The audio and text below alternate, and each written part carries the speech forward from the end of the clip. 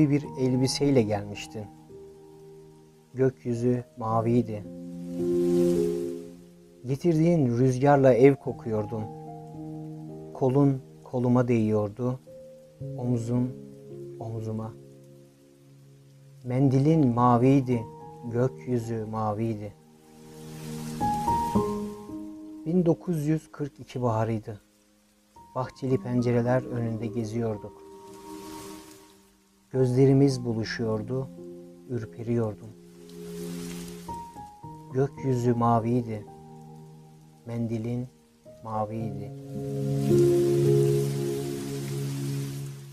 Sıcak nefesin yüzüme değiyordu. Evlenebilir miyiz diye sormuştum. Yürüyüşün değişmiş, yüzün pembeleşmişti. Mavi elbiseler içindeydin. Gökyüzü maviydi.